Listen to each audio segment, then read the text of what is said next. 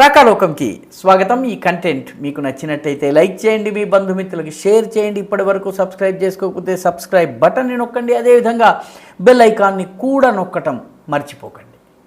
మిత్రులారా, మన దేశంలోనైతే ఎవరైనా హిందువుల ప్రయోజనాల గురించి, హిందూ దేవాలయాల గురించి, హిందూ హక్కుల గురించి, హిందువుల యొక్క మౌలిక హక్కులు, తమ మతాన్ని పాటించే హక్కు, పూజలు చేసుకునే హక్కు, ఊరేగింపులు తీసే హక్కు, వీటి గురించి గనక మాట్లాడితే ఈ దేశంలో ఉన్నటువంటి రాజకీయవాదులు, రాజకీయ పార్టీలు, మీడియాలో ఉన్నటువంటి ఒక పెద్ద బలమైనటువంటి వర్గము, అకాడెమియా అంటే యూనివర్సిటీల్లో, కాలేజీల్లో బోధించేటటువంటి సిలబస్ను నిర్ధారించేటటువంటి వర్గము, అదేవిధంగా వామపక్ష లిబరల్ మేధావి వర్గంగా చలామణి అవుతున్నటువంటి వర్గం కూడా ఏకంగా వాళ్ళపైన దాడి చేస్తాయి, మతతత్వ ముద్ర వేసేస్తాయి.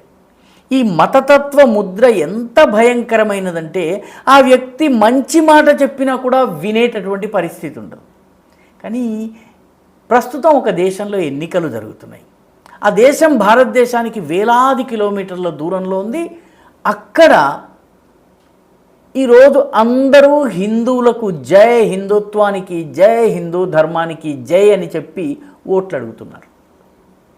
ఆ దేశంలో అధికార పక్షానికి చెందినటువంటి ప్రభుత్వ పక్షానికి నాయకుడిగా ఉన్నటువంటి అభ్యర్థి వెళ్ళి ఒక దేవాలయంలో వెళ్ళి ఏకంగా అభిషేకం చేసి, పూజ చేసి, ఆ తరువాత నాలో ఉన్నటువంటి మంచి అంతటికీ నాలోని హిందూ సంస్కారాలు కారణమని చెప్పి హిందువులందరినీ కలిసి మీ ఓటు నాకు వేయండి అని చెప్పి అడుగుతున్నాడు.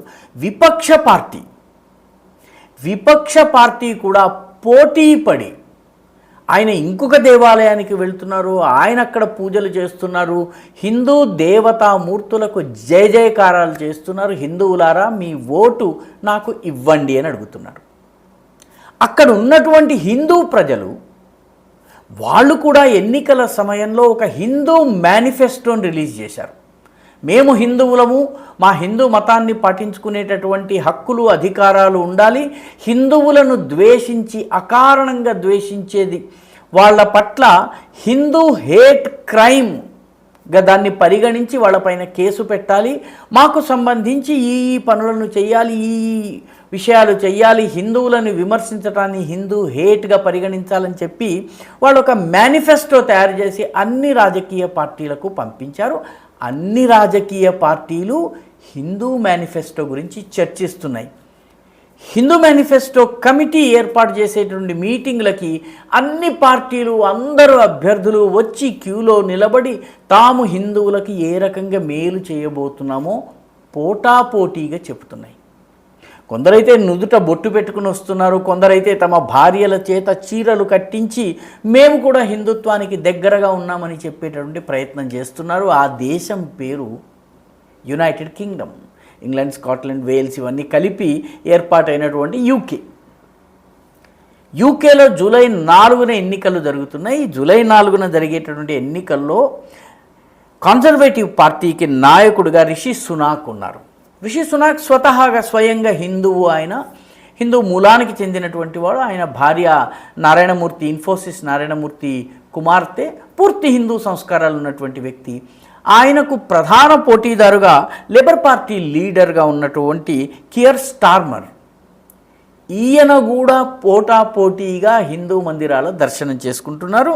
కొద్ది రోజుల క్రితమే సునాక్ నియాస్డెన్ అనేటటువంటి ప్లేస్లో ఉన్నటువంటి స్వామినారాయణ మందిర్కి వెళ్ళి అక్కడ అభిషేకం నిర్వహించి, పూజలు నిర్వహించి వస్తే దానికి పోటాపోటీగా ఈ కియర్ స్టార్మర్ ఎవరైతే ఉన్నారో ఆయన కింగ్స్బరీలో ఉన్నటువంటి స్వామినారాయణ మందిరానికి వెళ్ళి అక్కడ ప్రజలను కలిసి అక్కడ ఉన్నటువంటి హిందువుల మద్దతును కోరి ఆ చుట్టుపక్కల ఉన్నటువంటి హిందూ ఏరియాస్లో తిరగడం మొదలుపెట్టారు.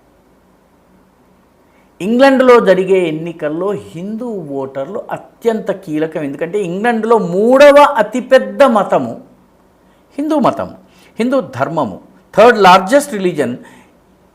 అక్కడి పాపులేషన్, అక్కడి జనాభాలో 1.8% ఏదైతే ఉందో ఇది హిందువులు. ఈ హిందువులు చాలా చోట్ల నుంచి వచ్చిన వాళ్ళు, మొరీషియస్ నుంచి వచ్చిన వాళ్ళు, వెస్ట్ ఇండియన్ ఐలాండ్స్ నుంచి, బార్బడోస్, జమైకా, ఇటువంటి యాంటిగువా ఇటువంటి ప్రాంతాల నుంచి వచ్చినటువంటి వాళ్ళు, వీళ్ళతో పాటు యుగాండా నుంచి వచ్చినటువంటి వాళ్ళు, కీన్యా నుంచి వచ్చిన వాళ్ళు, పెద్ద సంఖ్యలో భారతదేశాన్ని నుంచి వెళ్ళినటువంటి హిందువులు ఉన్నారు. బంగ్లాదేశ్, మలేషియా, ఫిలిప్పీన్స్ ఇటువంటి దేశాల నుంచి, బాలి వంటి ప్రాంతాల నుంచి కూడా వెళ్ళినటువంటి హిందువులు ఉన్నారు. వీళ్ళందరూ కలిసి దాదాపు 10,66,000 మంది హిందువులు ఉన్నారు. ఇది 1.8% అవుతుంది. వీళ్ళు ప్రధానంగా లండన్ నగరము, దాని చుట్టుపక్కల ప్రాంతము, సౌత్ వెస్ట్ ప్రాంతంలోని పట్టణాలలో పెద్ద సంఖ్యలో ఉన్నారు. కాబట్టి హిందూ ఓట్లను గెలుచుకోవడం అన్ని పార్టీలకు ఇప్పుడు ముఖ్యమైంది.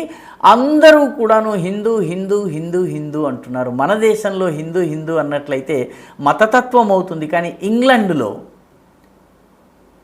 హిందూ హిందూ అని చెప్పి ఓట్లు అడగడం జరుగుతోంది.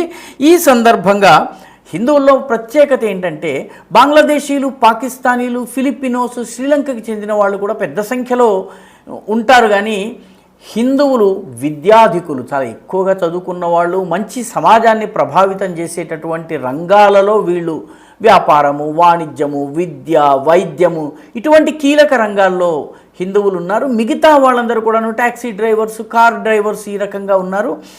లేకపోతే చిన్న చిన్న హాకర్స్, వెండర్స్గా ఉన్నవాళ్ళు ఉన్నారు. లేకపోతే హోమ్ సర్వీసెస్లో పనిచేసేటటువంటి వాళ్ళు, వృద్ధుల సేవలో ఉండేటువంటి వాళ్ళుగా ఉన్నారు. హిందువులు సమాజంలో ఓటర్లను ప్రభావితం చేసే స్థితిలో ఉన్నారు. అందుకని హిందూ ఓటర్ల దగ్గరకు వస్తున్నారు. ఈ సందర్భంగా అక్కడ ఉన్నటువంటి హిందూ సంఘాలన్నీ కలిసి హిందూ మేనిఫెస్టోని ప్రకటించాయి. అందులో డిపెండెంట్స్, ముఖ్యంగా మైనర్ డిపెండెంట్స్కి పౌరసత్వం ఇచ్చే విషయం కానీ, వాళ్ళ ఇమిగ్రేషన్లో దాన్ని చాలా సానుకూలం చేసే విషయం కానీ, హిందువుల ప్రయోజనాల్ని కాపాడటం కానీ, హిందువులపై జరిగేటటువంటి దాడులపై చర్యలు తీసుకోవాలి, తర్వాత ఇటువంటి అనేక అంశాలతో ఒక హిందూ మేనిఫెస్టోని తీసుకొచ్చారు. అన్ని పార్టీలు హిందూ మేనిఫెస్టోకి సంబంధించినటువంటి సమావేశాలకి చాలా పెద్ద ఎత్తున వస్తున్నారు.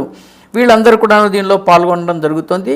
తమాషా ఏంటంటే, ఇంగ్లాండ్లో దాదాపు హిందూ జనాభా పెరుగుతోంది. 2011లో 8,35,000 ఉంటే ఇప్పుడు 10,65,000-66,000కి ఈ జనాభా పెరిగిందంటే గత దశాబ్దంలోనే దాదాపుగా ఒక 2.5-3 లక్షల మంది కొత్త హిందూ మతాన్ని పాటించేటటువంటి పౌరులు, ఓటర్లు అక్కడ తయారు, ఓటు వేయగలిగేటటువంటి హక్కు ఇవాళ కాకపోతే రేపు అటువంటి పౌరులు వాళ్ళకి తయారు కావడం అనేది ఒక పెద్ద ముఖ్యమైనటువంటి విషయం. దాంతో హిందూ ఓటర్ల చుట్టూ అందరూ తిరుగుతున్నారు. తమాషా ఏంటంటే, మీకు 2017 ఎన్నికల సమయంలోనే చాలా పెద్ద ఎత్తున హిందూ ఓటర్ల కోసం, హిందూ అభ్యర్థుల కోసం, ఎక్కడెక్కడైతే హిందూ అభ్యర్థులు పోటీ చేశారో వాళ్ళ కోసము హిందూ సంఘాలు పనిచేసినాయి. భారతీయ మూలానికి చెందినటువంటి వాళ్ళందరూ, నిజానికి 1880స్లోనే దాదాభాయ్ నౌరోజీ బొంబాయి నుంచి వెళ్ళి అక్కడ పనిచేశారు, ఎంపీగా పనిచేశారు. ఆయన్ని grand old man of India అని చెప్పి కూడా అనేవాళ్ళు. ఆయన తర్వాత కూడాను గుజరాత్కి చెందినటువంటి వ్యాపారులు ఎంపీలుగా పనిచేశారు. తర్వాత ఇప్పుడు గత ఎన్నికల్లో 2017లో 8 మంది హిందూ ఎంపీలు ఎన్నికయ్యారు.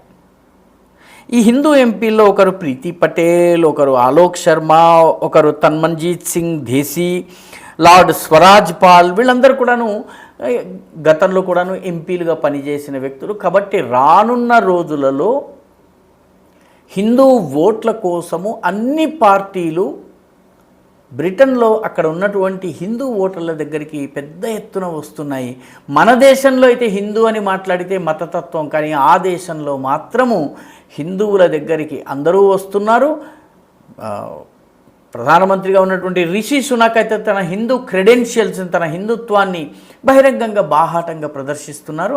మన దేశంలో కూడాను సిగ్గుపడకుండా, ఏమాత్రము భయపడకుండా తమ హిందూ భావాలను హిందూ రాజకీయ నాయకులు వ్యక్తం చేసే రోజు ఎప్పుడొస్తుందో ఆ రోజు త్వరలోనే వస్తుందని మనము ఆశిద్దాం.